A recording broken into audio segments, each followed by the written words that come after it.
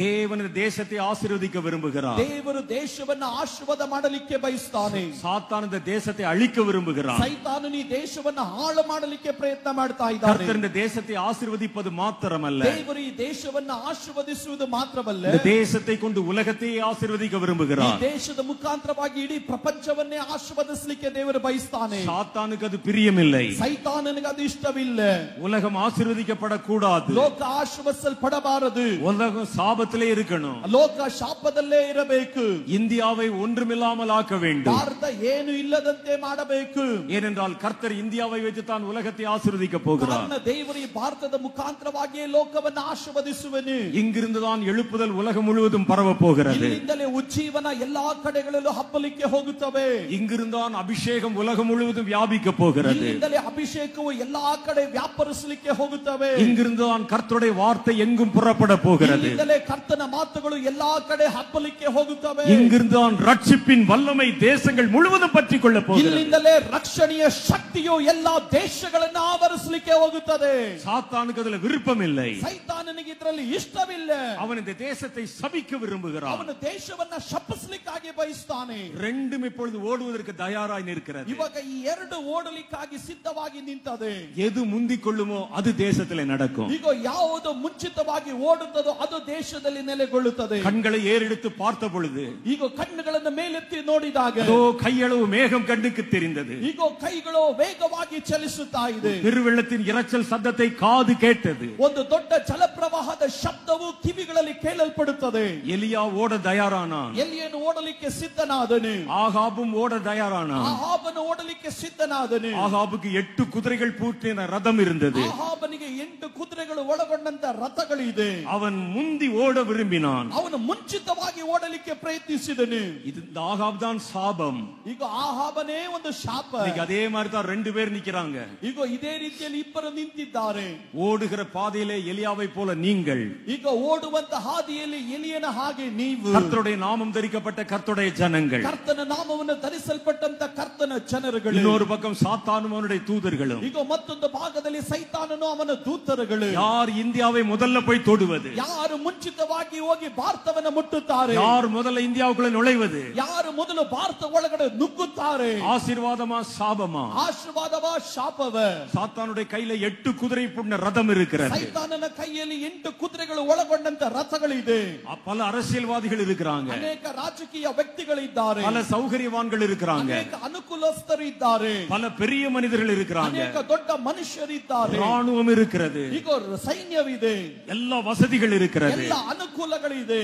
நம்மிடத்தில் ஒன்றுமில்லை. ನಮ್ಮ ಹತ್ರ ಏನು ಇಲ್ಲ. கர்த்தருடைய அபிஷேகம் இருக்கிறது. ದೇವರ ಅಭಿಷೇಕ ಇದೆ. கர்த்தருடைய வல்லமை இருக்கிறது. ದೇವರ ಶಕ್ತಿ ಇದೆ. இதை முறையாக உபயோகித்தால், ಇದನ್ನ ಕಡಿಮೆ ಆಗದೆ ಉಪಯೋಗಿಸಿದರೆ, அறையை கட்டி கொண்டிருக்கிற எலியாவே, ನಡುಕಟ್ಟನ್ನು ಕಟ್ಟಿರುವಂತ ಎಲಿಯನೇ, கால்ல பாதரட்சை கூட இல்ல, ನಿನ್ನ ಕಾಲಿನಲ್ಲಿ ಪಾದರಕ್ಷೆಯೂ ಇಲ್ಲ, ஆனால் கர்த்தருடைய வல்லமை உன்மேல் இருக்கிறது. ಕರ್ತನ ಶಕ್ತಿ ನಿನ್ನ ಮೇಲೆ ಇದೆ. அந்த வல்லமை நீ முறையாய் பயன்படுத்தினால் ಆ ಶಕ್ತಿಯನ್ನು ಸರಿಯಾಗಿ ನೀನು ಉಪಯೋಗಿಸಿದರೆ ரதத்தை முந்திக் கொண்டு ஓடுவாய். ರಥಗಳನ್ನು ದಾಟಿ ನೀನು ಹೋಗುವೆ. அதை சொல்லத்தான் கர்த்தர் இன்றைக்கு உன்னை அழைத்து வந்திருக்கிறார். ಹೇಳುವುದಕ್ಕಾಗಿಯೇ ಕರ್ತನು ನಿನ್ನನ್ನು ಕರೆ ತಂದಿದ್ದಾನೆ. ஏன் நீ கைமுடக்கி படுத்திருக்க வேண்டும்? ಏನಕ್ಕಾಗಿ ನೀನು ಕೈ ಮುದ್ರಿಕೊಂಡು ನಿದ್ದೆ ಮಾಡಬೇಕು? ஏன் நீ உன்னுடைய பலவீனத்தை பற்றி பேசிக் கொண்டிருக்கணும்? ಏನಕ್ಕಾಗಿ ನಿನ್ನ ಭವಿಷ್ಯದ ಕುರಿತಾಗಿ ನೀನು ಮಾತಾಡ್ತಾ ಇರಬೇಕು? எனக்கு கட்டிக்கொள்ள மாற்று வஸ்திரம் கூட இல்லையே என்று ஏன் நீ உன்னை குறித்து குறைப்பட்டுக் கொள்ள வேண்டும்? ನನಗೆ ಬದಲಾಯಿಸಿ ಉಡುವುದಕ್ಕೆ ಒಂದು ವಸ್ತ್ರ ಇಲ್ಲ ಎಂದು ನಿನ್ನ ಕೊರತೆಯ ಕುರಿತಾಗಿ ಯಾಕೆ ಮಾತಾಡಬೇಕು? நான் பயணப்படுவதற்கு ஒரு குதிரை கூட இல்லையே என்று ஏன் நீ கலங்க வேண்டும்? ನಾನು ಉಪಯೋಗಿಸುವುದಕ್ಕೆ ಒಂದು ಕುದುರೆಯೂ ಇಲ್ಲ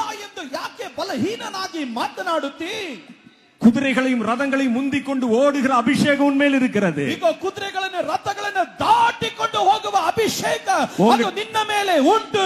உன்கிட்ட என்ன இருக்குதோ அதை கவனித்து பார். ಈಗ ನಿನ್ನ ಕೈಯಲ್ಲಿ ಏನಿದೆಯೋ ಅದನ್ನು ನೀನು ಗಮನಿಸಿ ನೋಡು. கர்த்தருடைய வல்லமை அவன் மேல் இருந்ததினால், ಕರ್ತನ ಶಕ್ತಿ ಅವನ ಮೇಲೆ ಇದ್ದಂತ ನಿಮಿತ್ತ, கர்த்தருடைய ஆவியானவர் அவன் மேல் இருந்ததினால், ಕರ್ತನ ಆತ್ಮನ ಅವನ ಮೇಲೆ ಇದ್ದಂತ ನಿಮಿತ್ತ, அவன் வெறும் காலனாய் இருந்தாலும் ಈಗ ಅವನು ಬೇರೆ ಕಾಲಿನಲ್ಲಿ ಇದ್ದರು. ரதங்களை முந்திக் கொண்டு ஓடினான். ರಥಗಳನ್ನು ಭೇದಿಸಿ ಓಡಿದನು. நீ ரதங்களை முந்தி ஓட பிறந்தவன். ಈಗ ರಥಗಳನ್ನು ಭೇದಿಸಿ ಮುಂದೆ அதற்குத்தான் கர்த்தர் உன்னை அழைத்தார். ಅದಕ್ಕಾಗಿ ಕರ್ತನು ನಿನ್ನನ್ನು அதற்குத்தான் தான் கர்த்தருடைய அபிஷேகம் பண்ணினார். ಅದಕ್ಕಾಗಿ ಕರ್ತನು ನಿನ್ನನ್ನು ಅಭಿಷೇಕ ಮಾಡಿದ್ದಾನೆ. நம்மை பலவீனப்படுத்துகிற சாத்தான், ಬಲಹೀನಪಡಿಸುವ ಸೈತಾನನು நமக்குள்ளே குழப்பத்தை உண்டாக்கிட்டு இருக்கிறான். ನಮ್ಮ ಒಳಗಡೆ ಗೊಂದಲಗಳನ್ನು ಉಂಟು ಮಾಡ್ತಾ ಇದ್ದಾನೆ. காட்சியை கற்பனை பண்ணி பாருங்க. ಈ ದೃಶ್ಯವನ್ನ ಗಮನ ಇಟ್ಟು ನೋಡ್ರಿ. ஒரு பக்கம் ஆகாப் நிற்கிறான், ಒಂದು ಭಾಗದಲ್ಲಿ ಆಹಾಬನು ನಿಂತಿದ್ದಾನೆ. அவன் கையில ரதம் இருக்கிறது. ಅವನ ಕೈಯಲ್ಲಿ ರಥಗಳು ಉಂಟು. இந்த பக்கம் எலியா இருக்கிறான், ಇತ್ತ ಕಡೆ ಎಲಿಯನಿದ್ದಾನೆ. அவனுக்கு போட்டுக்கொள்ள நல்ல உடை கூட இல்லை. ಅವನಿಗೆ ಧರಿಸುವುದಕ್ಕೆ ಒಂದು ವಸ್ತ್ರವೂ ಒಳ್ಳೆಯದಿಲ್ಲ. அந்த அறை கூட நெகிழ்ந்த அறை.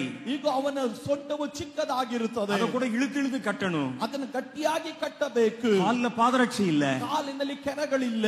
ரெண்டு பேரும் ஓடணும். ಇಬ್ಬರು ಓಡಬೇಕು. எலியா ஓட ஆரம்பித்தான். ಎಲಿಯನು ಓಡಲಿಕ್ಕೆ ಪ್ರಾರಂಭಿಸಿದನು. அவன் ஓட்டத்தை தடை செய்ய விரும்பினாள். ಅವನು ಓಟವನ್ನು ಕಡೆಯದಾಗಿ ಆರಂಭಿಸಲಿಕ್ಕೆ ಇಷ್ಟಪಟ್ಟನು. ஆகாப் ஒரு காரியத்தை செய்யலாம். ಆಹಾಬನು ಒಂದು ಕಾರ್ಯ ಮಾಡಿದನು. அவன் எலியாவை பார்த்து, ಅವನು ಎಲಿಯನನ್ನು ನೋಡಿದನು. என்னை முந்திக் கொண்டு உன்னால ஓட முடியுமா ಈಗ ನನ್ನನ್ನು ದಾಟಿಕೊಂಡು ನೀನು ಓಡಬಹುದೇ என்று அவனுடைய குறைகளையே அவனுக்கு காட்டிக் கொண்டிருக்கலாம். ಎಂತ ಅವನ ಕೊರತೆಗಳನ್ನೇ ಅವನಿಗೆ ಬಿಂಬಿಸ್ತಾ ಇದ್ದಾನೆ. உன் கால்ல ஒரு செருப்பு கூட இல்லையப்பா, ನಿನ್ನ ಕಾಲಿನಲ್ಲಿ ಒಂದು ಕೆರವೂ ಇಲ್ವಲ್ಲ, கட்டிக்கொள்ள நல்ல உடை கூட இல்லையப்பா, ಧರಿಸುವುದಕ್ಕೆ ಒಳ್ಳೆ ಬಟ್ಟೆನೂ ಇಲ್ವಲ್ಲ, நீ பஞ்சத்தில் அடிபட்டு ஒரு விதவையின் வீட்டுல அப்பம் வாங்கி சாப்பிட்டவன் தானே, ನೀನು ಬರಗಾಲದಲ್ಲಿ ಒಂದು ವಿಧವೆ ಮನೆಯಲ್ಲಿ ರೊಟ್ಟಿ ತಿಂದವನು ತಾನೇ ನೀನು, உன் உடம்புல பலம் கூட இல்லையே, ನಿನ್ನ ಶರೀರದಲ್ಲಿ ಬಲವೂ ಸಹ ಇಲ್ವಲ್ಲ, நீ எப்படி இந்த ரதங்களை முந்திக் கொண்டு ஓடுவாய், ಯಾವ ರೀತಿ ರಥಗಳನ್ನು ಭೇದಿಸಿ ನೀನು ಓಡುತ್ತಿ என்று ஒருவேளை அவனுடைய குறைகளை சுட்டி காட்டலாம். ಎಂದು ಅವನ ಕೊರತೆಗಳನ್ನ ಅವನು ಚಿತ್ರೀಕರಿಸಿ ತೋರಿಸಿರಬಹುದು. இன்றைக்கு சாத்தான் அப்படித்தான் செய்கிறான். ಒಂದು ಸೈತಾನನು ಅದೇ ರೀತಿ ಮಾಡುವುದು.